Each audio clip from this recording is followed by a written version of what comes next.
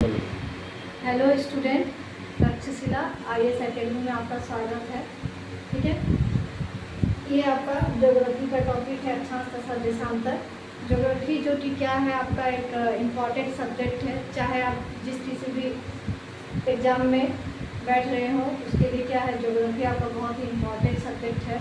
चाहे वो BPSC हो या बिहार दरोगा हो या और भी कोई अदर एग्ज़ाम हो, उसमें क्या है, ज्योग्राफी से क्वेश्चन रहते ही रहते हैं। और आपका ये जो टॉपिक है अक्षांश तथा देशांतर, ये तो आपका मेन टॉपिक है। अगर आप इसको नहीं समझेंगे तो ज्योग्राफी को नहीं समझ पाइएगा। इसलिए आज हम आपको geography chapter latitude and longitude के बारे में बताएंगे, जो कि बहुत ही ईजी वे में आपको बताएंगे और कम समय में तुरंत आप समझ जाइएगा। घर में आपको पढ़ने की ज़रूरत नहीं पड़ेगी, जो बताएंगे आपको यहीं पर याद हो जाएगा। ठीक है, चलिए शुरू करते हैं। तब अक्षांश तथा देशांतर, पहला आपका क्वेश्चन है, ग्लोब किसको कहते हैं? तो globe is the small model of the earth, यानी कि पृथ्वी का जो छोटा प्रतिरूप होता है उसी को ग्लोब कहते हैं। ठीक है, ग्लोब पर कुछ रेखाएं जो है आपने देखा होगा, ग्लोब पर कुछ रेखाएं जो होती है पश्चिम से पूर्व की ओर और कुछ रेखाएं जो है आपकी उत्तर से दक्षिण की ओर क्या होती है, खींची जाती है। इन रेखाओं के जाल को, यानी अक्षांश तथा देशांतर रेखाओं के जाल को क्या कहा जाता है, ग्रिड कहा जाता है। ग्रिड कहते हैं। आज हम आपको लैटिट्यूड के बारे में बताएंगे।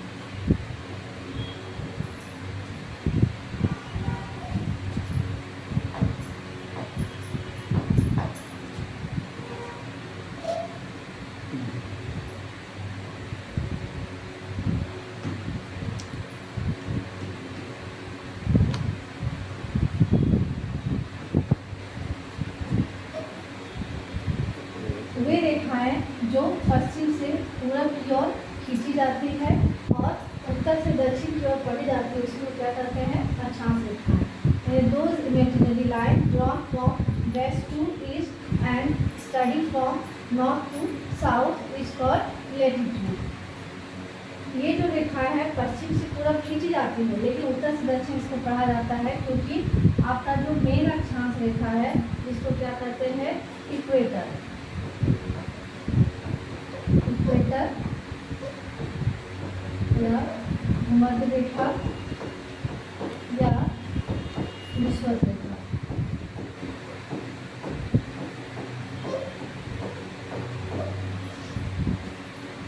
ये जो आपका मेन अक्षांश है इसका वैल्यू 0 डिग्री है। ये रेखा जो है ये पूरे अर्थ को या ग्लोब को कह सकते हैं कि दो बराबर भाग में ये क्या करती है, बांटती है। 0 से 90 डिग्री नॉर्थ वाले भाग को क्या करते हैं, उत्तरी गोलार्ध या नॉर्दर्न हेमिस्फीयर,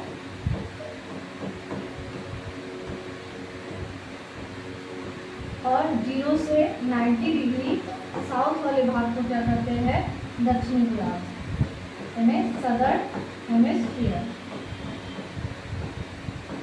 अब देखिए, इसमें एक डिग्री के अंतराल पर रेखाएं जो है खींची जाएंगी।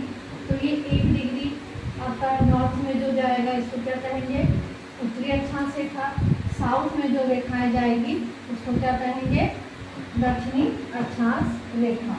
ठीक है, ये रेखाएं क्या है, तो ये इनकी विशेषता क्या है, तो ये रेखाएं क्या है, ग्लोब पर वृत्त बनाती है, यानी ये वृत्त के फॉर्म में है, सर्कल के फॉर्म में खींची जाती हैं। ये रेखाएं क्या है, एक दूसरे के पैरेलल है, समानांतर होती है, लेकिन बराबर नहीं होती है। इसमें सबसे बड़ा वृत्त जो है वो कौन है, 0 डिग्री। 0 डिग्री क्यों, क्योंकि 0 डिग्री जो है पृथ्वी की आकृति क्या है, ये पृथ्व्या का या जियो शेप कहते हैं, इस प्रकार की होती है।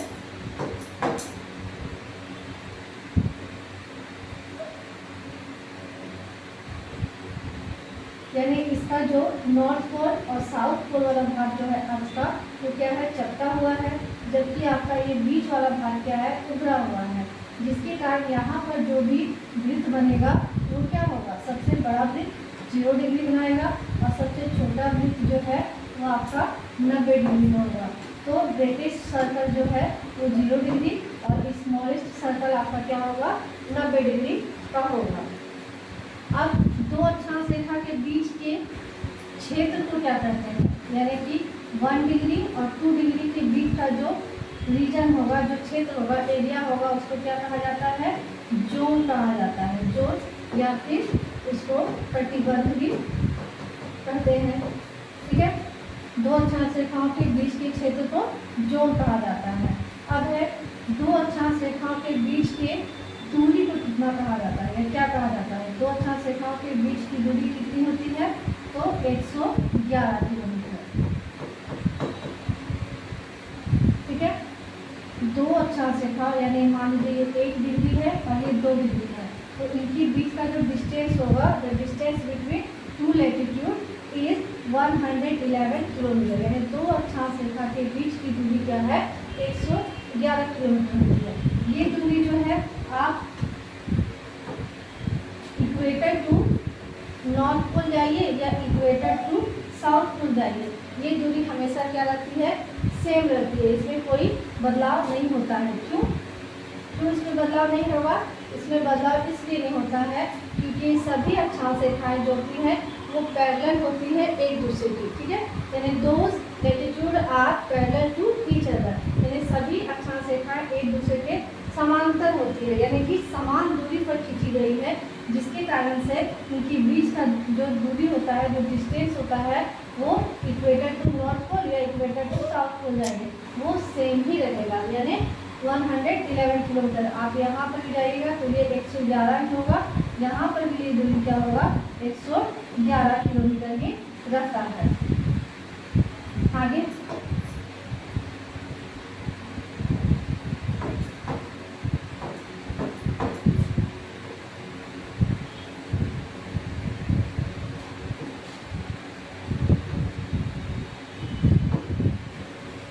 ये कुछ इम्पोर्टेंट आपका लैटिट्यूड है जिसको आपको याद रखना ही पड़ेगा।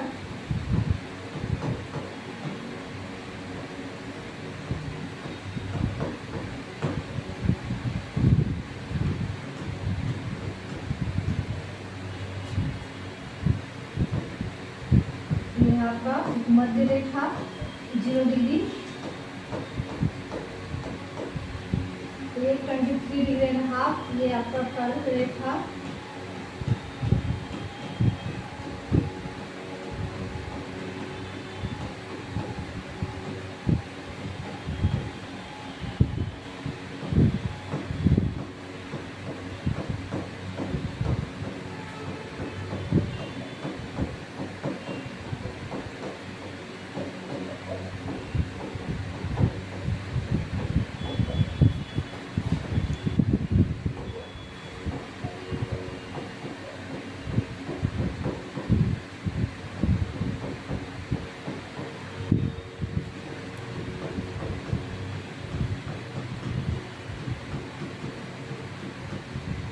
ये 5 जो है आपके इम्पॉर्टेंट लैटिट्यूड है, अक्षांश रेखा है, जिसमें आपका 0 डिग्री जिसको कहते हैं इक्वेटर या भूमध्य रेखा या विषुवत रेखा, 23.5 डिग्री उत्तरी अक्षांश रेखा को, यानी कि ये उत्तर में है, उत्तरी गोलार्ध में है, तो 23.5 डिग्री उत्तरी अक्षांश रेखा को क्या कहेंगे, ट्रॉपिक ऑफ कैंसर यानी कर्क रेखा।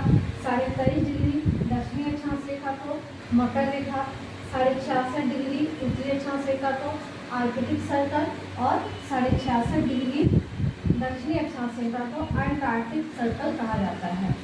अब इसका नाम आर्कटिक या अंटार्कटिक सर्कल क्यों है, तो इस एरिया में क्या है, अंटार्कटिका जो है उसका विस्तार यानी अंटार्कटिका महादेश स्थित होने के कारण यहाँ पर इसको नाम दिया गया है अंटार्कटिक सर्कल। यहाँ पे आपका आर्कटिक महासागर है, जिसके कारण ये जो आपका रेखा है ये क्या कहलाती है, आर्कटिक सर्कल।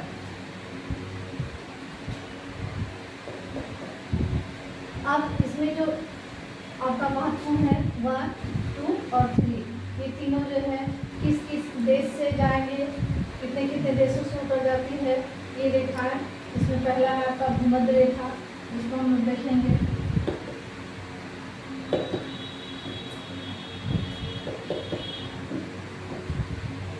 भूमध्य रेखा, क्योंकि ये रेखा क्या है, पश्चिम से पूर्व खींची जाती है, तो भूमध्य रेखा जो है आपका ये 3 कॉन्टिनेंट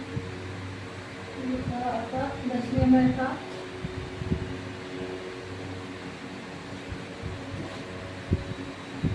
ये अफ्रीका, और इधर आपका एशिया के कुछ क्षेत्र है।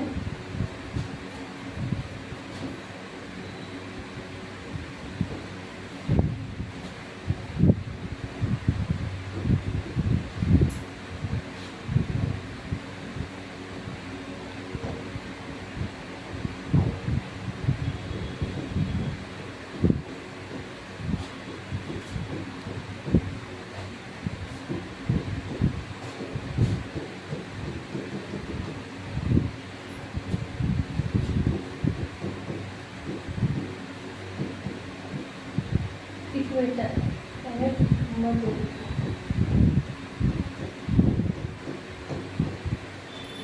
2, वेस्ट टू ईस्ट की ओर जा रही है, तो पश्चिम से पूरब खींची जाती है। ये रेखाएं क्या होती है? क्षैतिज रेखाएं हैं। तो सबसे पहले ये किस कॉन्टिनेंट से जाएगी? साउथ अमेरिका, उसके बाद आपका अफ्रीका और एशिया। उसको याद करने के लिए एक ट्रिक है, जैसे इक्वेटर, तो इक्वेटर से हम याद रखेंगे इक्वाडोर, इक्वेटर से याद रखेंगे कि इक्वाडोर, इक्वेटर यानी इक्वेटर को हम क्या कर रहे हैं? खींच रहे हैं, तो इक्वेटर से हो गया इक्वाडोर। इक्वाडोर को लंबा किया, यानी कोलंबा से कोलंबिया, कोलंबिया, और कहाँ तक? तो ब्राज़ील। ये 3 क्षेत्र यानी 3 देश जो है आपके साउथ अमेरिका को हो गए ब्राज़ील। यानी इसको तो इक्वेटर को, इक्वेटर से इक्वाडोर, इक्वाडोर किसको लंबा कर रहे हैं? इक्वाडोर को लंबा किया, यानी कोलंबा से कोलंबिया, और कहाँ तक? ब्राज़ील तक। ये 3 देश आपके हो गए साउथ अमेरिका का।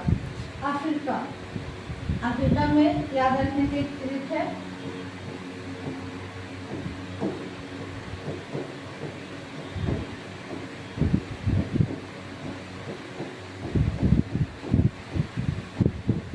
टॉम, यहाँ देश है आपका, ये है आपका साओ टॉम। तो टॉम ने गवर्न किया डच का, ठीक है। तो आपको ये और ये ध्यान में रखना है, टॉम से याद रखिएगा Sao Tom and Principe,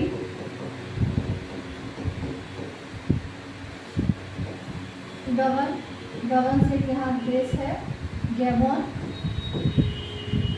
Gabon, B से डेमोक्रेटिक,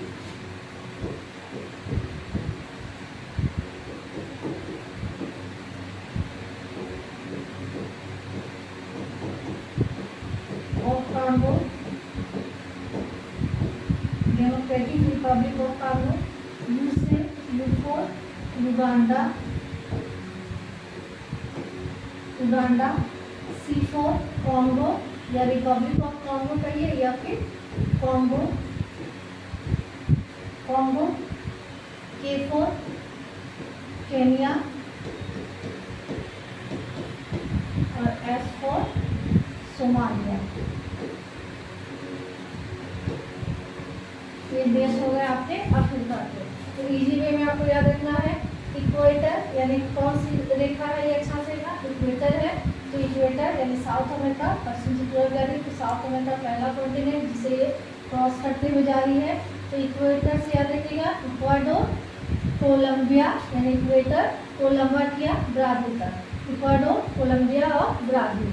यहाँ पर आइएगा अफ्रीका में, तो टॉम ने गवर्न किया डच का, तो टॉम से याद रखिएगा south Tom and Principe, govern से गैबोन, और DUCKS, इसमें आपके 5 देश आ जाएंगे, D for democratic republic of Congo, U for Uganda, C for Republic of Congo, या फिर आप कांगो भी याद रख सकते हैं, K फॉर केनिया, और S for Somalia.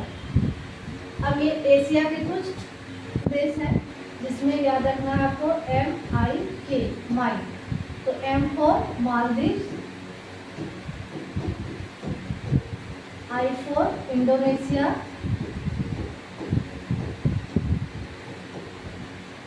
K for कीड़ीवा। ये आपके देश हो गए जो कि भूमध्य रेखा पर पड़ने वाले टोटल देश।